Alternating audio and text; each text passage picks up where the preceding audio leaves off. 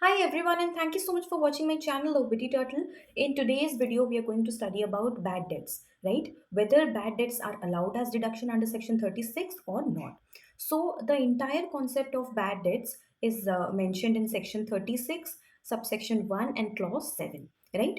So in financial accounting, we have studied that when goods are sold to a person, let's say Mr. X, then what is the accounting entry passed? The accounting entry is Mr. X account debited to your sales account, right? Mr. X account debited to sales account, right? But imagine a situation where Mr. X has purchased some goods from you, and the amount which is to be received by you is yet to be received, right? And Mr. X totally refuses to pay the money to you, right? So in this case, what happens?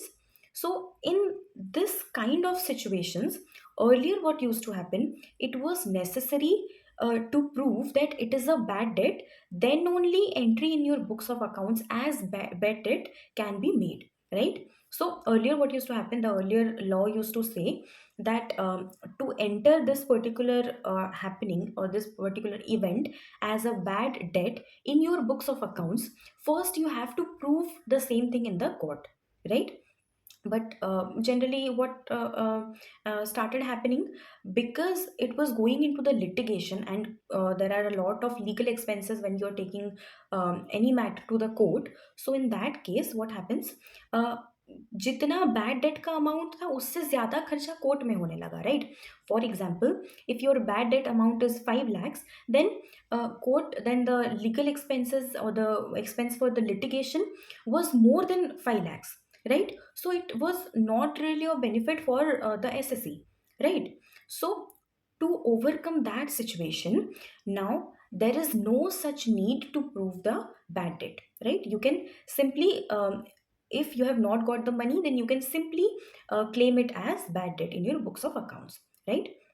But then what happened, as there is no need to prove it as a bad debt, so people gradually started taking advantage of this, or you can say taking or people started misusing this, right? Misusing this to reduce the tax liability or to avoid the tax liability, right? So the entry people used to pass was bad debts account debited to your provision for bad debts account, right? Provision for bad debts account.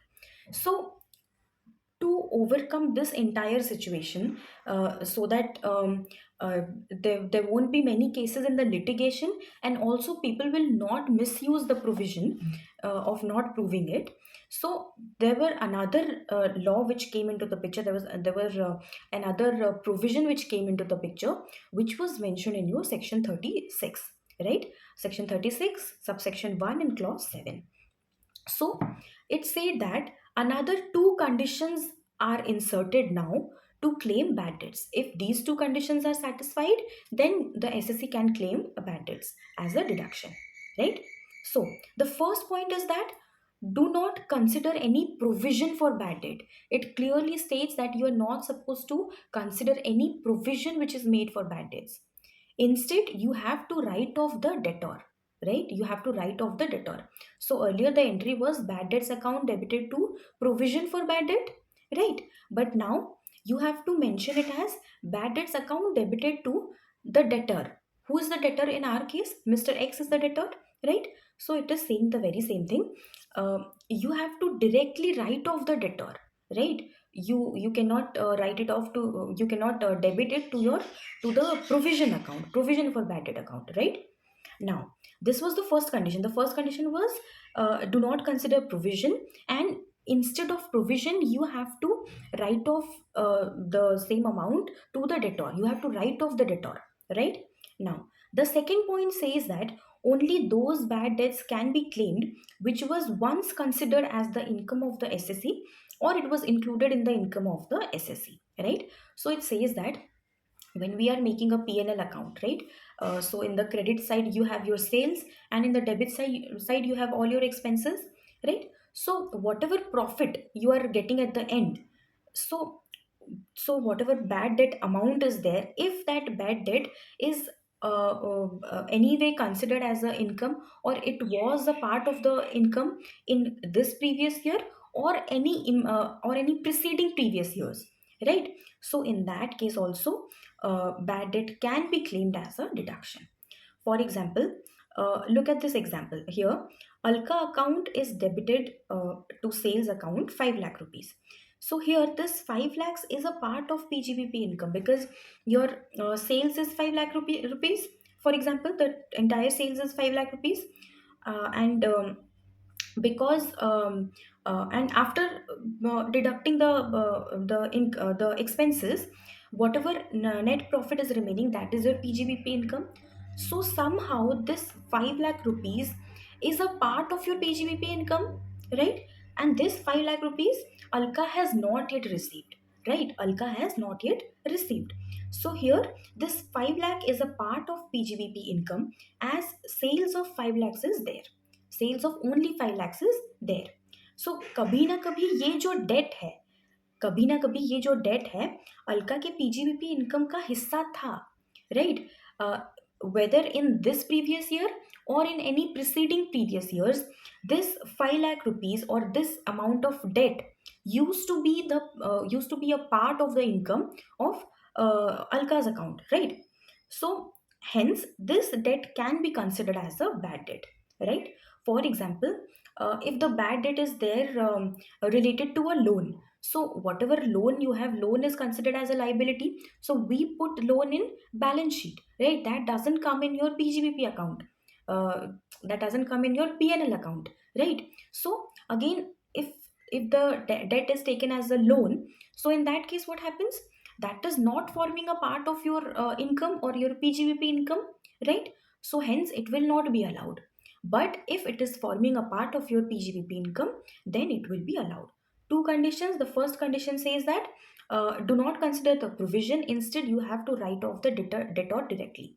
The second point says that only those bad debts can be claimed which was once considered as a income of the SSC, or it was included in the income of the SSC, right? Now, look at the chart. In this chart, it is given that bad debts, the treatment of bad debts can be categorized into three parts. The first says that if it is related to sales, if the bad debt is related to sales or your turnover, then what happens? It will come directly as an income in your PNL, right? In your profit and loss account. So it will be allowed as deduction. Why? Because it is coming in the PNL as an income, right? As an income. Similarly, if the bad debt is related to loan, so it will come in the balance sheet as a liability. It will not come as an income, right? So the second condition is not satisfied, so it will not be allowed. But in this case, there is an exception. The exception is any kind of money lending business, any kind of money lending business, right? Why? Because when we are talking about any money lending business, so the entire thing is about loan, right? So in that case, bad debt cannot be considered as any other business, right? The treatment of bad debts will be separately done for money lending businesses. Now the third point says any provision for bad debt, any provision for bad debt. So any provision for bad debt is again not allowed. Why? Because we have learned it in the very first condition that you're not supposed to consider the provisions. Instead of the provision, you have to write off the debtor directly, right? Yes. Now, another thing is that uh, let's take an example, like you have paid some advance to the raw material supplier, right? You have paid some advance to the raw material supplier, and the next day you got to know that the supplier has become bankrupt, right? The supplier has become bankrupt. So in this case, can you claim bad debt? Can you claim bad debt? Now you have to check for two conditions. The first is that you have to whether it is written off, whether the debtor is written off in your books of accounts or not. And the second point says that the bad debt must form a part of your income in any previous year, right? So in this case, as you have paid advance to the raw material supplier, so it is not an income. It is not forming the PGBP income in your books of accounts or in your PNL, right? So as it was never considered as the SSC's income, so it cannot be claimed as bad debts, right? I hope this section is clear. Along with this section, another section is there which we are going to study now. That is section 41, subsection 4, which speaks about bad debts recovery. Right? What do you mean by bad debts recovery? You have written the you have written off the bad debts uh, to the debtor, bad debts amount, but suddenly what happens in the next year, the bad debt gets recovered, और जो detour था वो आके पैसे वापस दे के चला गया आपको. The debtor has repaid the amount to you. So what happens in this case? Whatever bad debt you have written off, that amount is getting recovered, right? So obviously it will be treated as your income. But in this case, uh, what happens, your entire bad debt will not be taxable, entire bad debt recovery will not be taxable. Rather, the taxable amount will be whatever recovery is there minus your disallowed amount which was earlier disallowed, right? Now I know this is confusing, so we will understand what is the reason behind this.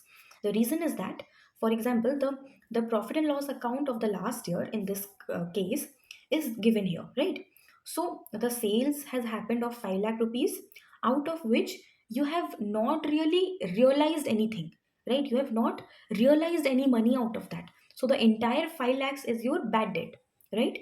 So in this case, the assessing officer directs that you can, uh, out of the bad debt of 5 lakhs, only 3 lakhs can be allowed, or only 3 lakhs can be uh, allowed as deduction. So in this case, what happens? You claimed deduction of 3 lakhs only. So ये हो गया आपका two bad debts 3 lakhs. So finally in the end, what happens? The net profit is remaining as 2 lakhs only. Now you might be thinking that why the AO will instruct such thing, because sometimes what happens, the AO says that there might be some issues due to which the debtor is unable to pay you, so he might pay you later on. So for that only, instead of doing the provisions, the AO might ask you to take it as your take it into your PGBP income, or allow 3 lakhs of the total bad debts and disallow 2 lakh of the remaining part, right? So this net profit of 2 lakhs is the PGBP income, and you are going to pay tax on that because it is your PGBP income, so you're going to pay tax on that. So after a few days, you got a recovery of the bad debts as rupees 3 lakhs and 40,000, right? Out of the bad debts of total 5 lakhs, 3 lakhs 40,000 rupees got recovered. So in this case, what happens? According to the law, or according to the provision, this entire 3 lakhs 40,000 is to be taxable, because we have learned that whatever recovery is there, that will be taxable as your PGBP income, right? But here, the SSC can claim that tax has already been paid on 2 lakh rupees, right? Because earlier it was disallowed. So obviously the 2 lakh formed a part of your PGBP income on which you have already paid the tax, right? So as tax is already paid on 2 lakh only, so what now, the tax is needed to be paid on only 3 lakh 40,000 minus 2 lakhs equals to 1 lakh 40,000, right? Equal to 1 lakh 40,000. So in this case, what happens? Your so from this concept only, the formula came that the taxable amount in case of bad debt recovery would be recovery amount minus the amount which was earlier disallowed, right? Now, another thing you might get confused with is that if the recovery amount is less than the disallowed amount, if the recovery amount is less than the disallowed amount, for example, earlier it was disallowed 2 lakhs only, and for example, this year you got a recovery of 1 lakh 40,000, 1 lakh 40,000 only. So what happens? In this case, the taxable income would be zero. Why zero? Because the recovery amount is less than your disallowed amount on which you have already paid the tax, right? So that was all about this particular section. Now you can go and read the provision from your book, where it is elaborately given. This section was, I when I studied this for the first time, I found it very difficult, and after that I took many examples and I solved some questions, and then the concept got clear to me, right?